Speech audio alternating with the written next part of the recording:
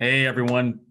Being able to educate your board is one of the most important ways for a leader to build strong relationships and foster a positive and productive culture between board members and their executive director. Run by leadership expert Mark Buzan, the nonprofit board summit provides outstanding know-how, resources, and tips for leaders looking to step up and unlock the full potential of their endeavors.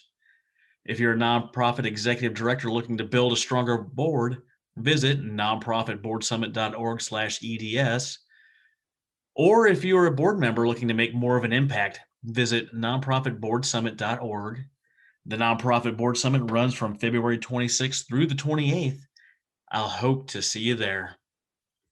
Hey, welcome to the show. I have with me Tamisha Sales from Community Action Partnership of North Alabama. And today we're going to talk about what you need to know about designing a board and program development. Tamisha, how are you doing today? I'm well. Thank you for asking. How are you? Hey, I am doing wonderful. I told you why before the show, but we're the day after the election right now when we're recording this, and we don't know who the president's going to be on January 20th, but that doesn't really matter. See, Tamisha and I have discovered that the president doesn't determine our happiness, and we're just going to go on and being ourselves regardless of who's picked. But that being said, I hope it's not awful. Tamisha, why don't you tell us what you do with Community Action Partnership of North Alabama? Yes, so there is a large nonprofit covering 17 counties in North Alabama. And there I am senior programs director. And primarily, I've worked every position in the nonprofit, from a volunteer all the way up to leadership. But right now, my role is mainly building and sustaining partnerships. We identify community needs, and my job is to go out there and build connections and sustain them and create partnerships. That goes from holding focus groups, community assessments, counting the homeless, to leading presentations at conference, regional events. So you wear many hats in the nonprofit world, but my title is director, senior programs director. So that's what I do every day. Yes. Every day is different. Yeah, absolutely. I mean, that's one of the reasons I like this so much is I get to talk to wonderful people like yourself that are doing all sorts of different crazy missions.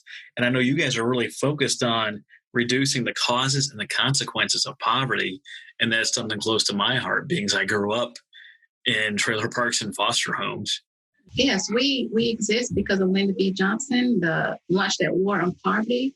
There are community action agencies throughout the United States.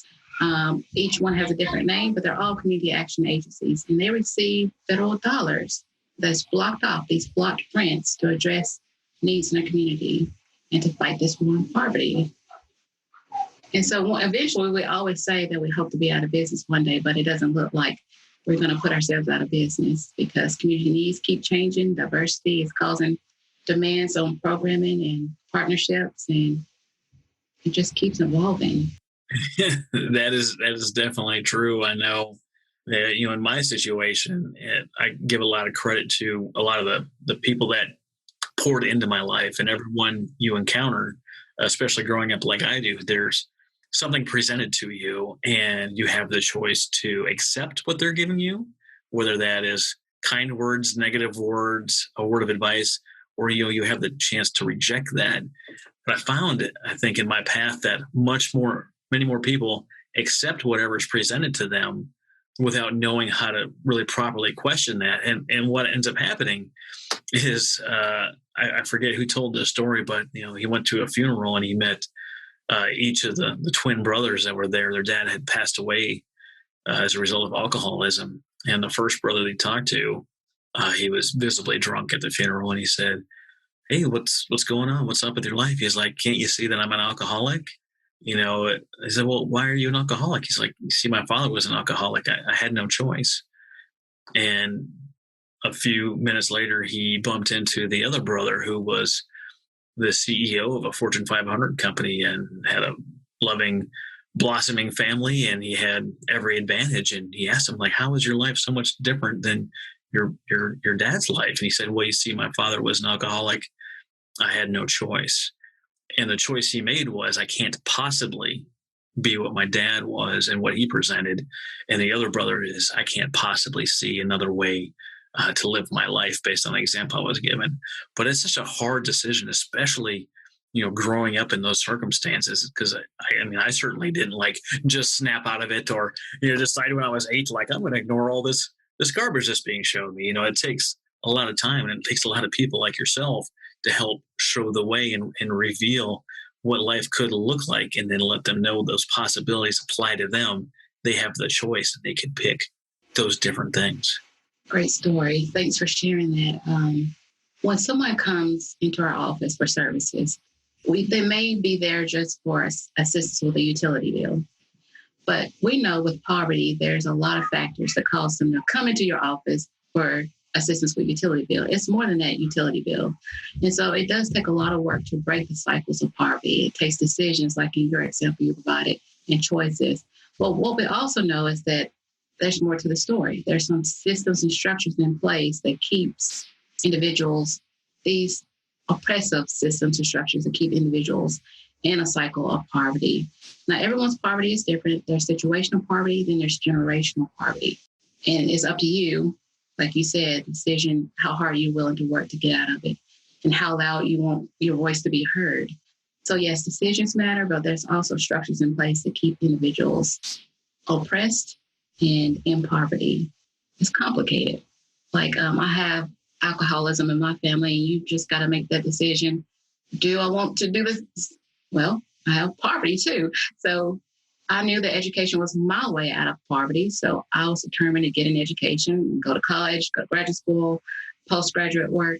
But I also knew I have alcoholism in my family. So I thought every time, when you experience it as a child, you think, oh, this is what I'm not going to do.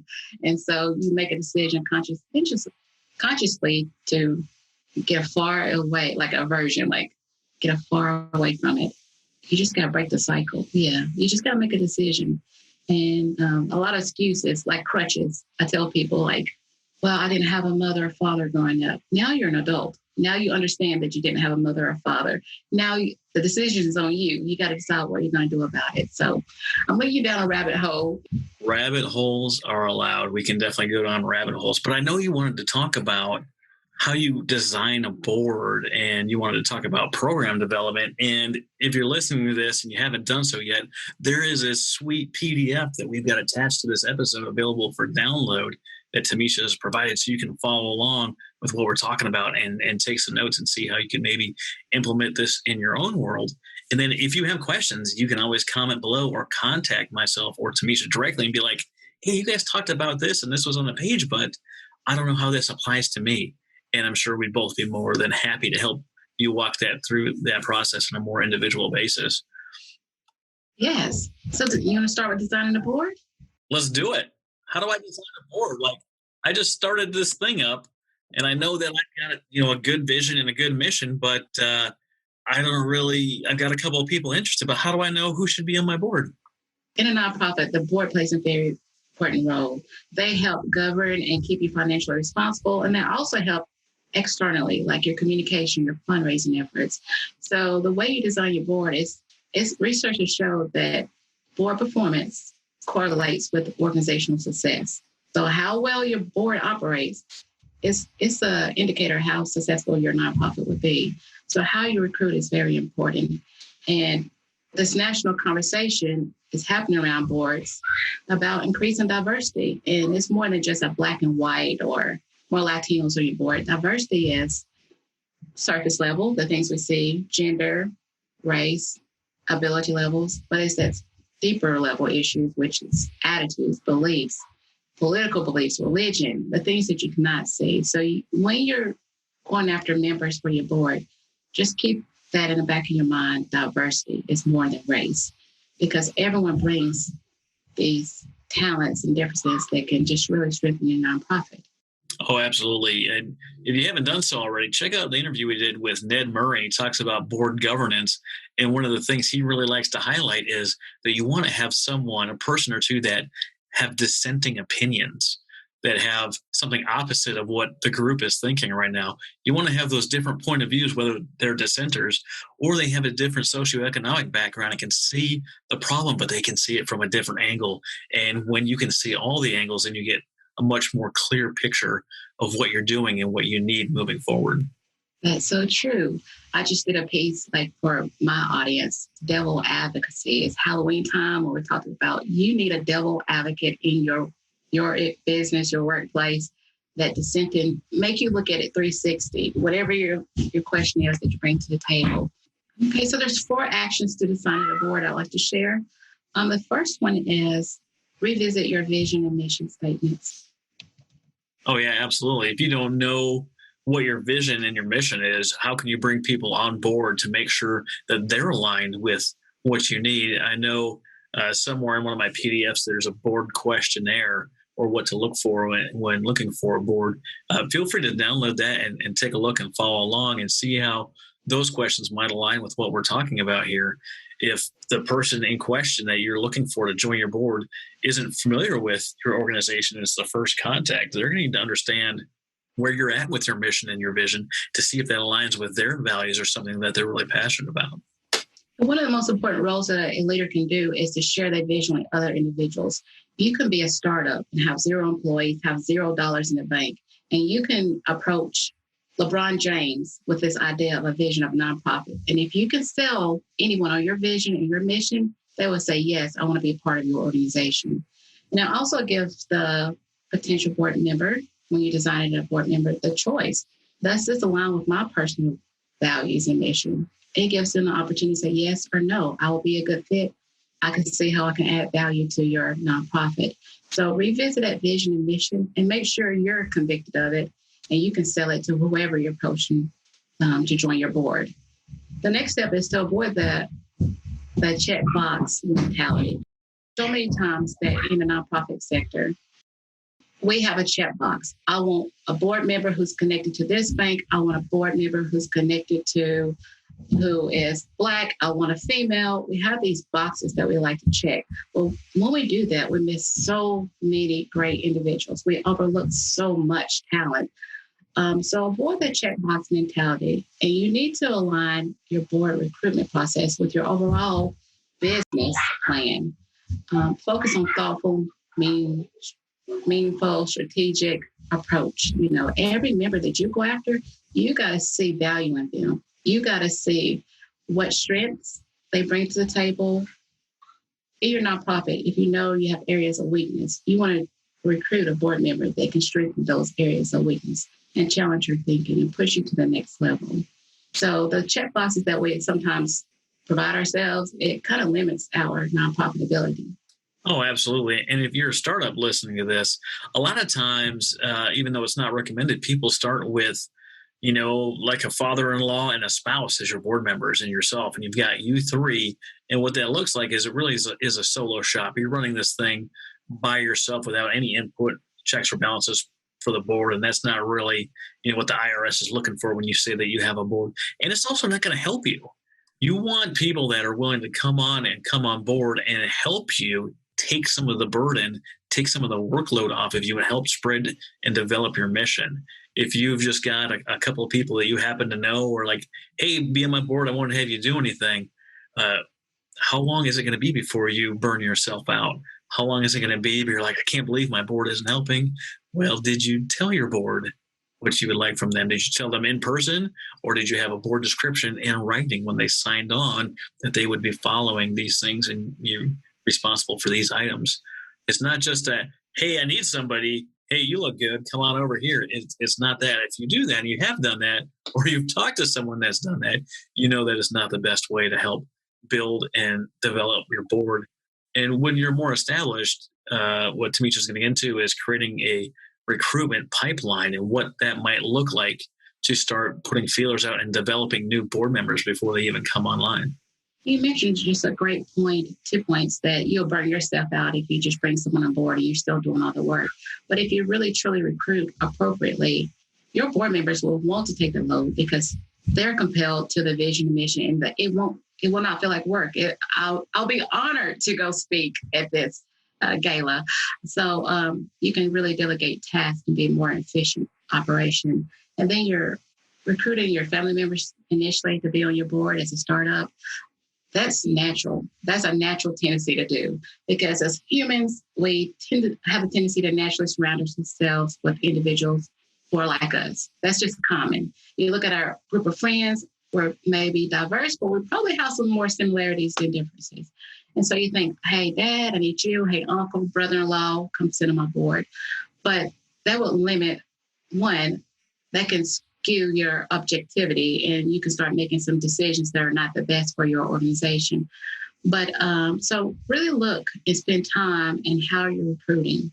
And you may think, I'm a startup, I don't have any dollars. But if you sell your vision and mission, go to local colleges to recruit grad students. You can go to post job announcement on these job boards that you're looking for. You're looking for board members. LinkedIn is a great resource. You do not have to spend a lot of dollars to recruit high quality board members. Make sure you're reaching diverse populations. So are you reaching different ethnicities, different ability levels, different economic statuses? Are you reaching a different religion? You may think, well, I operate a nonprofit dog grooming. You still need diversity in your nonprofit. So make sure that where you're recruiting is diverse. And you will have to push yourself to think differently. Word of mouth is faulty, it's flawed. You think so many nonprofits get themselves in trouble or limit their diversity through word of mouth. It's the easiest way. Hey, do you know anyone who would be great on my board? Yes, I know this lady. She's talented. But word of mouth was create like-minded people working together, you know. There's an organization down here in Oklahoma right off the OU campus, and their entire staff, volunteers, and board is made up of college students. So you've got the founder holding the executive director role. And the beautiful part about it is the students cycle through, but they're a part of this thing. They can put it on a resume, they can do good things, but then they're moving on with the rest of their life. So she has this constant influx of college students that are helping her firm and build her organization at all levels. That's the beautiful thing about boards. If you're not bound by bylaws, you can design your board however you want to design it. So that's beautiful things. I love that idea about college students because you get these new, fresh, like big vision ideas that comes with these young students. And it's like revolving, like it's always new, fresh meat, so to speak, on your board. Yeah. But, I mean, how old is your organization? You guys have been around for a few years, right? Started by Lyndon Johnson. Yes, we're about 50. We're approaching 55. 55. You guys are getting mail from AARP already. That's right? Yes. And we're one of the organizations as a community action organization. We do have bylaws that restrict our board members. We have 1/3 from poverty, 1/3 from the private sector, and 1/3 from the public sector. So we're tripartite board. You can get some people who've been on boards a long time serving, or you could be intentional and really try to avoid that and recruit differently. But in that nonprofit world, it's easy to place, local bank presidents, local nonprofit executive directors on your board. So you have to be intentional, even though you have bylaws, to diversify your board. And it takes planning. It takes input from everyone, all employees. It takes input for the clients, customers you serve. Ask them, do you know anyone who may be a good fit for our board? Ask them to recruit for you. Interview your board members. Just don't say, hey, you're on the board. Interview them. And it's okay to say no. You may need a board member desperately, but be picky. Yes. I just got done reading Jim Collins from Good to Great. And one of the main things they found with the companies they looked at tons of great companies, tons of good companies, but the ones that transition from good to great, one of the first things they talk about is getting the right who on the bus before you do the right what. And some people you interview for the board position, they might make great staff members. They might make great volunteers. Not everyone you're going to interview is going to be a good board member, and there's nothing wrong with that. You're like, we filled up the spot on the board. I was wondering if you'd be interested in pitching in this other area. There's nothing wrong with that kind of conversation, and that needs to happen. There's a time that I know me as a person was not a good fit for a board. And there was a time that I served quite well on a pair of boards. It has nothing to do with me. It has to do with the organizational needs. And sometimes you're just not in alignment, and there's nothing wrong with turning down people or offering them another position within the organization. One of the most important questions you can ask to a potential board member, or a potential board member may ask you, so you need to be ready to answer, is how can I add value, or how can you add value to my organization? And if they cannot answer that, you think maybe they don't know enough about me, or maybe they're not the right fit, or maybe they cannot see themselves inside my nonprofit. So how can you add value? You're talking to a potential board member. And if you're being interviewed as a potential board member, you must always ask, how can I add value? Why are you recruiting me? Why are you chasing me, seeking me out? How can I add value? So, absolutely. And, kind of my rule of thumb, and I've been doing this for a while, but I also don't know everything, is I'm under the opinion that people can offer time, talent, and treasure. And if they can offer you 2 of those 3, they would probably make a good board member. But if they can only offer 1, chances are they're maybe more suited to be a volunteer or some other place in the organization. Me as a board member, I might come in, knowing what I know about stuff, and they might have a much different opinion about who I am and what I can bring to the board. Like if they're asking me like, hey, can you go on base and do recruiting for all these things because you're in the military? I can't really do that for you. There's some things I can offer, but I can't go promote this specific nonprofit on base. It's not allowed. So if you're trying to get me on board to get access to a military facility, that's not really how that works. Now, if I'm a retiree or if I have another job, there's definitely some things that I can do and help build partnerships, but I can't just go, throw a sign up and do recruiting on behalf of. So understand what you're looking for might not be in alignment with what they can actually deliver, depending on restrictions like the military or something different. Yes. So that's why the onboarding process is so important. You've got to have these. You need to develop board member descriptions, like job descriptions. How often you'll meet, what are the expectations, what subcommittees they'll work on. Even if you're a startup, you can develop a general description of expectations, the vision, the mission, how you align. Also, training for board members is very important. So once you bring them on, you need to train them, orient them to your nonprofit, and actually involve them in your strategic planning processes. Involve them in your hiring of staff. Involve them in your fundraising. Involve your board members as much as possible in your organization so they can become part of the culture of your organization. So your onboarding process is very important. Yeah, there's nothing worse than having someone show up to your organization, whether they're a volunteer, board member, or otherwise, and them standing around with their hands in their pockets because they don't know what to do. They're not sure what the mission is. They're not sure what the vision is. And they're not sure how they fit into the organization or what their role is. Me being in the military, me being in the Navy, if I got a junior sailor that I haven't given a task to and I let them kind of go around the day and figure it out for themselves, they're going to get into trouble and in turn get me into trouble if they don't have a task to do. So if someone comes in your organization, their chances are they're going to cause some problems, or they're just going to be ineffective because they don't know what you want from them. If I learned from Jim Mattis, the 3-step communication process, what do I know?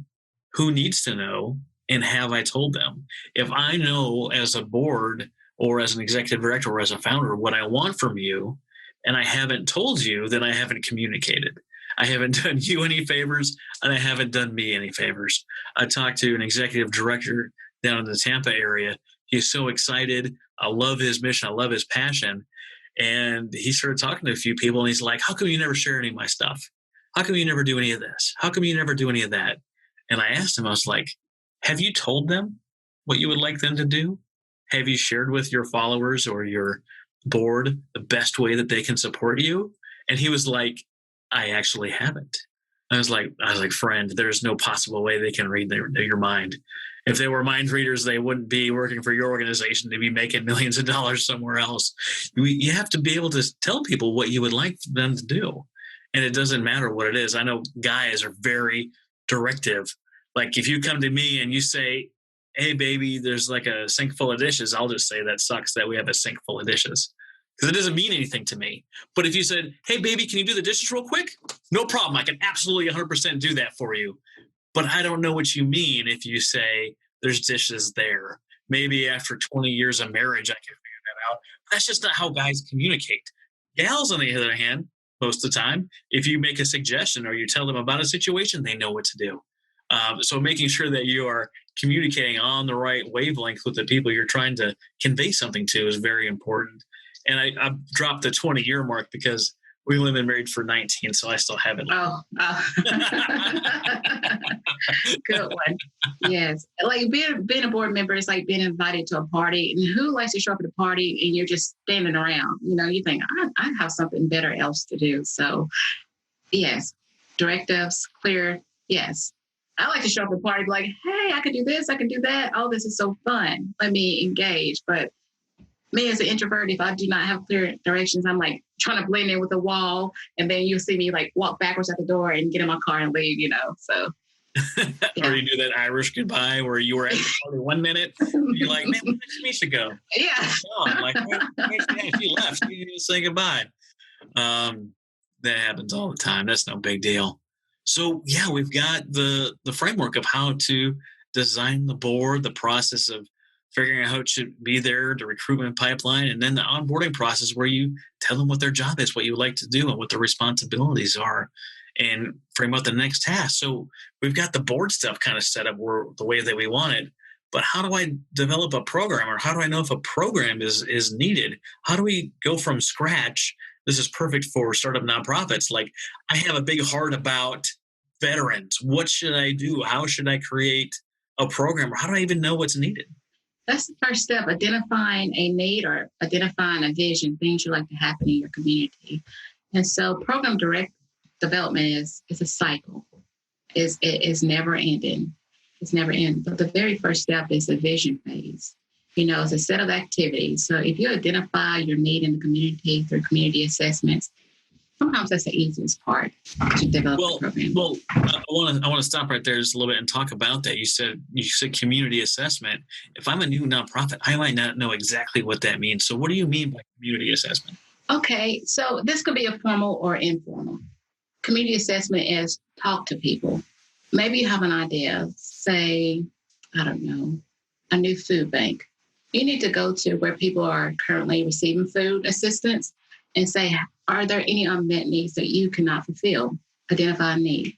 If you have a group of individuals or clients that are willing to complete a survey, write up a survey, free Survey Monkey, and send it out to individuals. So you can make this as elaborate or as simple as you like.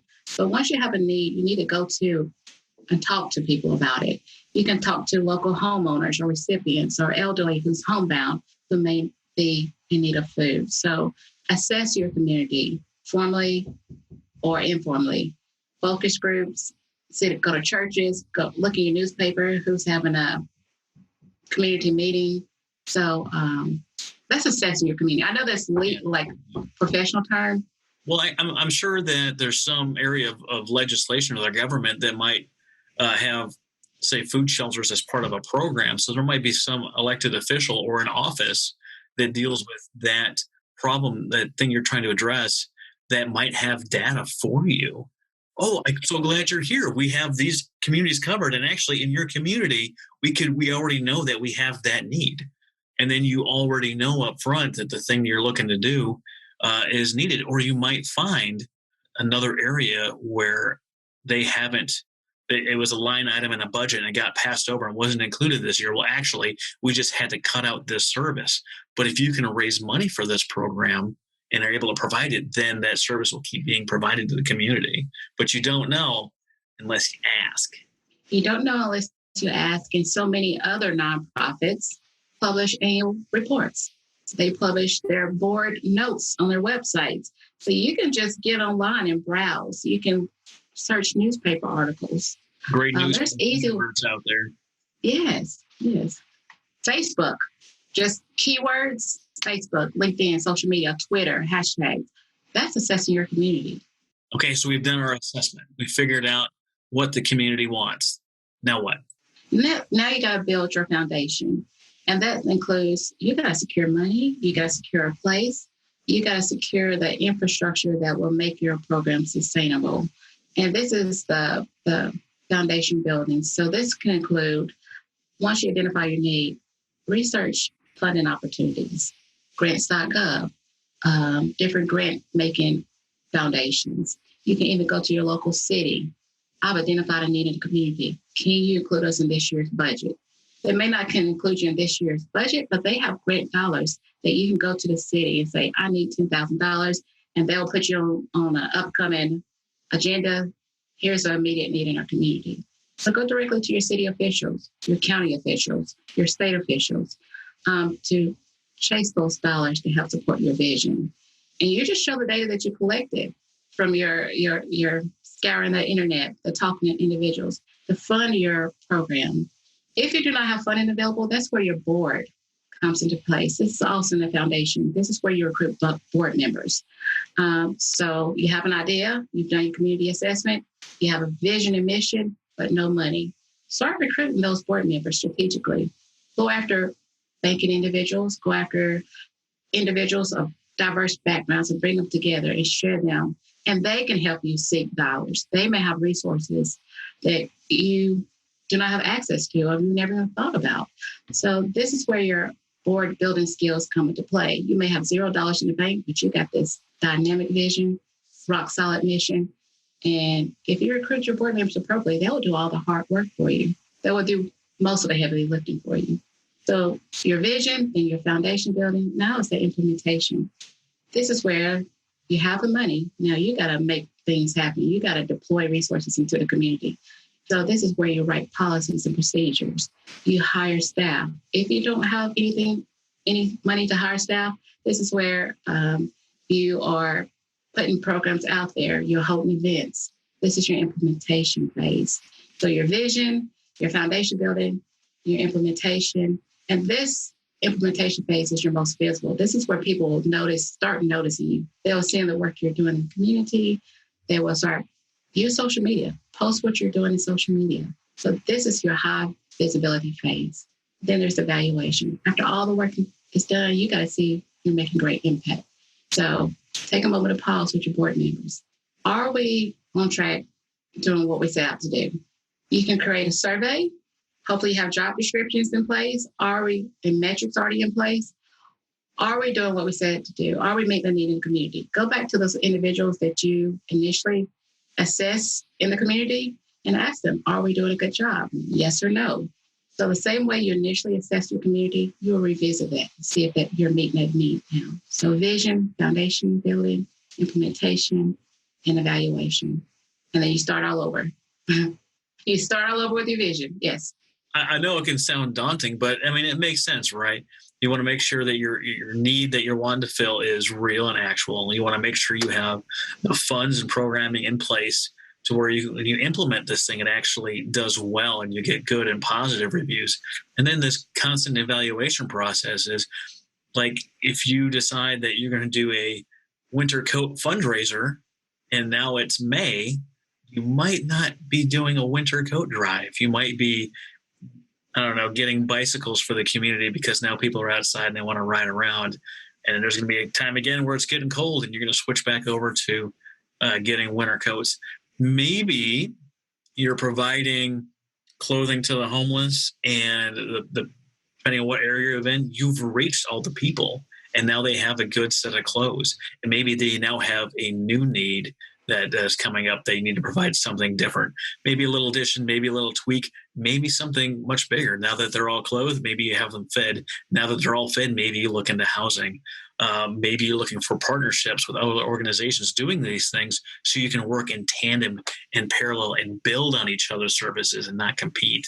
And you only find that out is if you go out and ask and see how things are going. Yeah, what could we do better? You can say, what can we do better? We provided you a winter coat. What could we have done better? Is there any other needs that are going unmet? So yes, that constant evaluation. And evaluation is just not one point in time. Evaluation is ongoing. So every coat that you hand out, you need to survey every touch point in your whole operation all year long. And recognize for what you're doing well. Recognize individuals for a job well done. If you have volunteers working with you, if you have board members in the implementation phases, this is where you recognize them for the job well done. Your board members and clients that you're serving and community members. Yeah, absolutely. You got to make sure that the volunteers and the staff and people that are doing the hard work, whether it's you or the team, make sure you thank them appropriately. There's nothing like doing this whole cycle, getting a program built up, going through all the process, implementing and evaluating it, and there's no thank yous going out. And gratitude goes a long way inside and outside of an organization. And it's got to be some of the foundation of who you are as an organization. Absolutely. And the evaluation, there's two separate evaluations that you need to do. You need to evaluate your process. How's the process working? Is it efficient? Is it effective? But also impact. That's going back to the same community that you assess, the community assessment. So process implementation, process evaluation, and impact evaluation.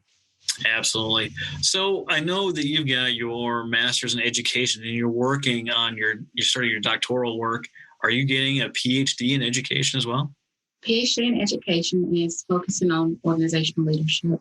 So I'm in the education phase. So hopefully by 2021, I will have my PhD. Dr. Sales.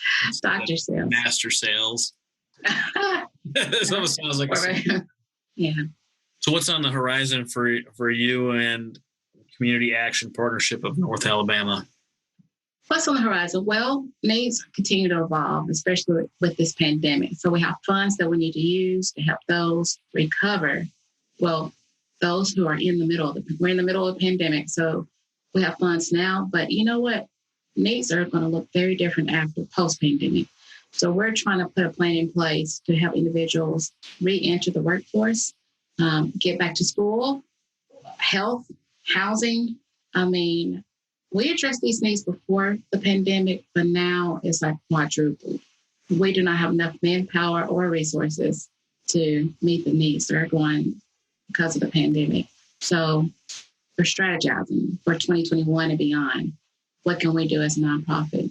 Now, on the side, on my other job is just me personally. I consult and train with other nonprofits and schools and universities. So that diversity and inclusion or organizational management work is keeping me busy too. So that is what's on the horizon for me. And, I love it when, we talk to a guest and we go through what we're doing and then they're implementing it at the same time. They're doing the things that they talk about. And that is just fantastic. And I wish you the best. Hey, tell our guests, tell our listeners where they can get a hold of you if they've got questions on how to implement all this stuff. Everyone can find me on LinkedIn and Facebook at Tamisha Sales. Also, they can join my email list by texting ECS list to 22828. You get that? Text ECS list to 22828. Yes. Oh, that's phenomenal. Hey, thank you so much for being a guest today on the Nonprofit Architect. Thank you for having me. It's been a pleasure. Hey, everyone. Being able to educate your board is one of the most important ways for a leader to build strong relationships and foster a positive and productive culture between board members and their executive director. Run by leadership expert Mark Buzan, the Nonprofit Board Summit provides outstanding know-how, resources, and tips for leaders looking to step up and unlock the full potential of their endeavors. If you're a nonprofit executive director looking to build a stronger board, visit nonprofitboardsummit.org/EDS. Or if you're a board member looking to make more of an impact, visit nonprofitboardsummit.org. The Nonprofit Board Summit runs from February 26th through the 28th.